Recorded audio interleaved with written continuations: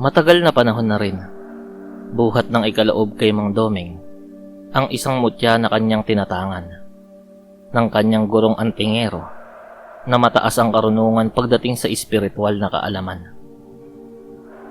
Nang mga panahon kasing yun, ay binata pa si Mang Doming. Bagaman maganda ang hubog ng pangangatawan nito, ay walang sino mang babae ang nagkakagusto rito. Kaya nga napagdesisyon na ng kanyang guro na ikaloob rito ang isa sa mga mutya na tinatangan nito. Bukas palad namang tinanggap ni Mang Doming ang mutya, ang tinatawag na mutya ng langka, na ikinaloob sa kanya ng kanyang guro. Buhat nang tanggapin niya ang mutyang yon, ay naging lapitin na siya ng mga kababaihan. May mga pagkakataon pa nga na nagkakaroon ng away ng mga babae dahil sa kanya.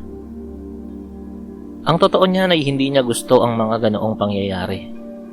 Subalit sadyang napakalakas ng bisa ng mutyang yun, kung kaya't dumating pa sa punto na ipinagulpi siya ng kapitan sa mga tauhan nito dahil sumama sa kanya ang nag-iisang babaeng anak nito.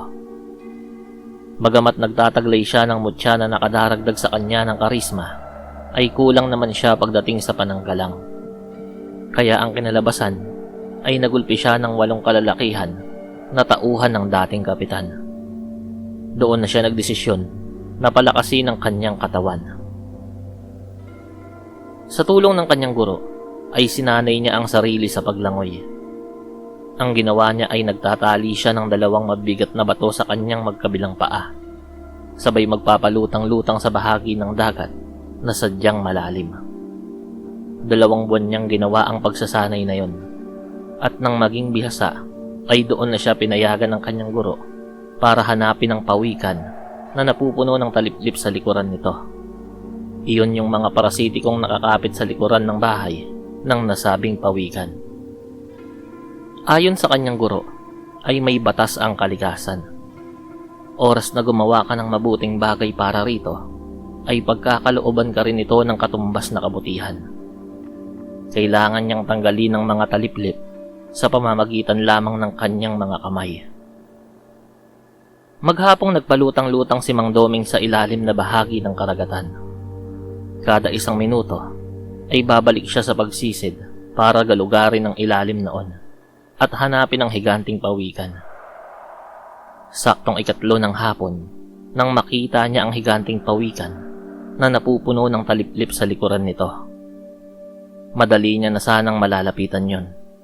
Subalit may problema. May isang pating na umaatake sa pawikan.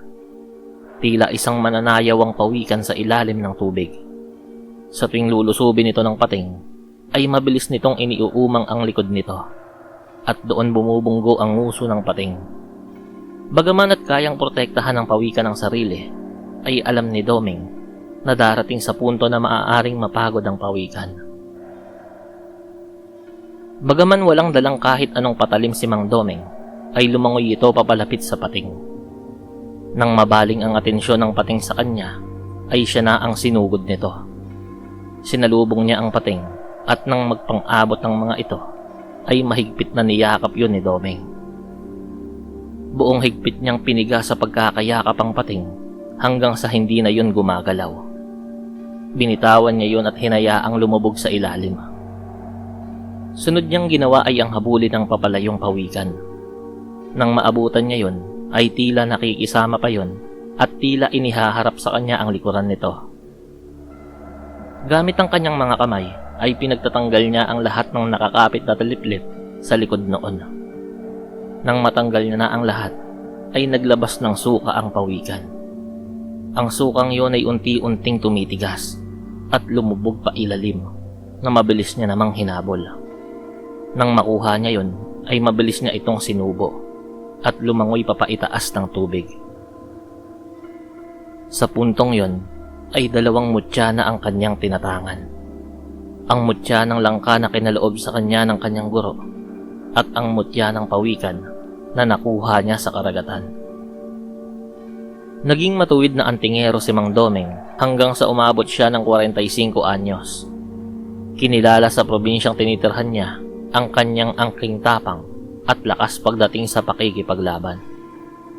Ilang beses niya nang pinangunahan ang pakikipaglaban sa mga rebelde na bumababa galing bundok na nagtangkang mangulimbat sa lugar nila. Kung may kapintasan man na maididikit sa pangalan ni Mang Domeng, yun ay ang pagkakaroon niya ng 3 asawa.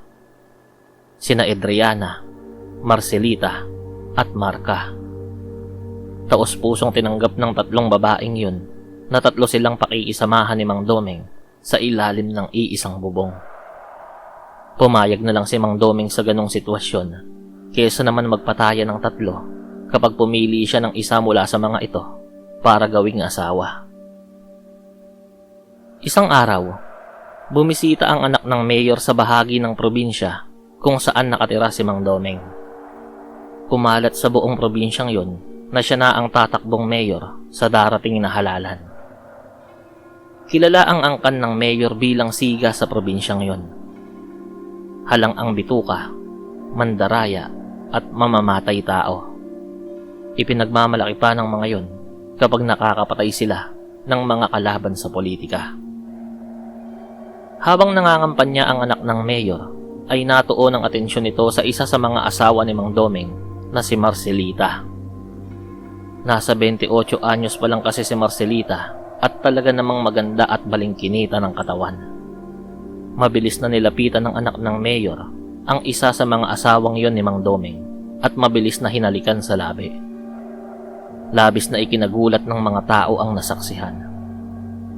Alam na nila na gulo ang patutunguhan ng eksenang yon. Dahil naman sa magkahalong gulat at inis ni Marcelita, ay malakas niyang tinuhod sa itlog ang anak ng mayor na agad noong ikinatumba. Agad namang nagsilapitan ng mga alalay nito para alalayan ng anak ng mayor para makatayo. Sinamantala yun ni Marcelita para mabilis tumakbo papauwi ng bahay. Labis na galit ang naramdaman ni Mang Domeng nang magsumbong ang isa sa mga asawa niya tungkol sa ginawang kahayupan sa kanya ng anak ng mayor. Dahil doon ay nagmamadali nitong tinungo ang lugar kung nasaan ang anak ng mayor. Sa kumpulan ng mga tao ay mabilis na tinakbo ni Mang Domeng ang pangahas. Pero agad siyang napigilan at nahawakan ng mga alalay nito na nasa 10 ang bilang. Ang 4 doon ay nakahawak sa kanya, habang ang 6 ay hinahawi ang mga nakikiusyosong mga tao. Dahil naman sa tinamong kahihiyan ng anak ng mayor, ay ibinuntun niya ang galit at gigil kay Mang Domeng na hawak-hawak na ng kanyang mga alalay sa mga oras na yon. Hindi niya tinigilang pagsusuntukin at pagsisipain ang antingero. Subalit nang mag-angat ng mukha si Mang Domeng ay nakangiti pa ito, na parang ipinapakita na hindi siya nasasaktan sa mga suntok at sipa ng lalaki. Dahil doon ay binunot ng anak ng mayor ang baril na nakasukbit sa tagiliran ng isa sa mga alalay niya. Walang pagdadalawang isip na ipinutok niya yon sa dibdib ni Mang Domeng. Pero ang nakapagtataka ay hindi tinablan ng bala si Mang Domeng. Nagpumiglas ito at naibalibag ang mga alalay ng anak ng mayor na kanina'y nakahawak sa kanya. Isa-isa niyang pinabagsak ang mga tauhan ng anak ng mayor sa pamamagitan lamang ng tag-iisang suntok sa muka. Nawalan ng malay ang mga yon. Dahil sa sobrang pagmamahal ng mga taong bayan kay Mang Domeng, ay naagaw ng mga ito ang baril mula sa anak ng mayor. Sinabi ni Mang Domeng sa mga tao na bitawan ng lalaki at bibigyan niya yun ng isang patas na laban. Sinugod siya ng lalaki, subalit hindi yun nakatama sa kanya, miski isa. Nang mahawakan ni Mang Domeng ang buhok nito, ay sunod-sunod na suntok sa muka ang ibinigay niya rito, hanggang sa mawalan na yun ng malay. Ikinadena naman ng mga taong bayan ang mga kamay ng gulpisaradong anak ng mayor. Kinumpiska ang lahat ng mga baril ng mga alalay nito at hinayaang makaalis ang mga yon.